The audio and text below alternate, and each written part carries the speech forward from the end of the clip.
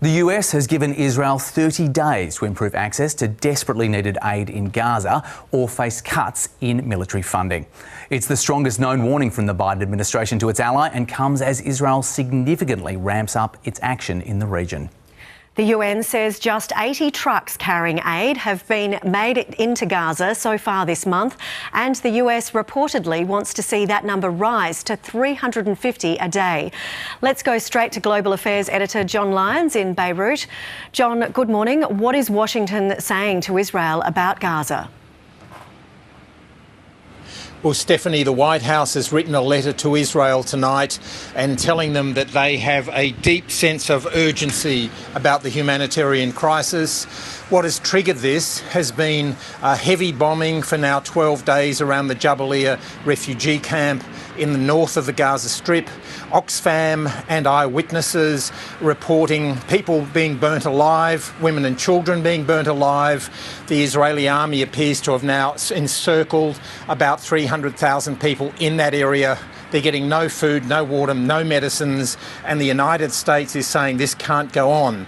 They've given 30 days. However, the really odd thing about this is that it's American bombs that are doing most of the bombing. So it's an unusual situation, to say the least, that America is saying you can continue to drop our bombs for another 30 days, but within those 30 days, you must improve the humanitarian situation. You must let more aid into a desperate Gaza.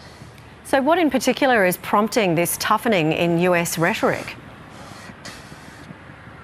I think that the pictures coming out of the Jabalia refugee camp, 12 days of bombing, I think that now with groups like the UN, Oxfam and others, and doctors and American doctors and others who've been there have been writing to the White House saying it is beyond disaster what's going on in Gaza after a year.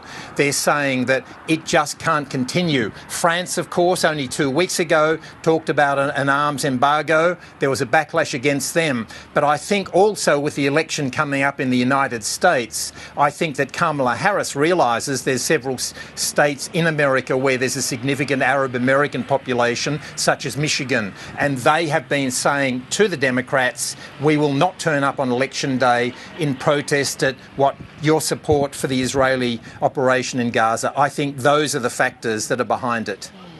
And in Lebanon, where you are, Hezbollah has suggested that it is prepared to enter a ceasefire with Israel.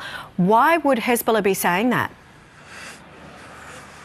Well, Stephanie, another intriguing aspect here in the Middle East, Naim Qassem, the deputy of Hezbollah, has put out a video tonight where it's a mixed message. He's saying on the one hand, we can inflict more pain on Israel, that's his word, and we will do that if we have to. But the really significant thing is that he's saying, let's talk about a ceasefire. It's the second time he's brought that up in a week. Now, what it says to me is that Hezbollah is seriously on the defensive. Militarily, Israel is winning this new war with Hezbollah, with the southern Lebanon, the heavy bombing of the southern suburbs of Beirut behind me. A lot of the command of Hezbollah has been killed, including Hassan Nasrallah, the leader. I think Hezbollah needs to regroup, and I think that's why they are now talking about the prospect of a ceasefire.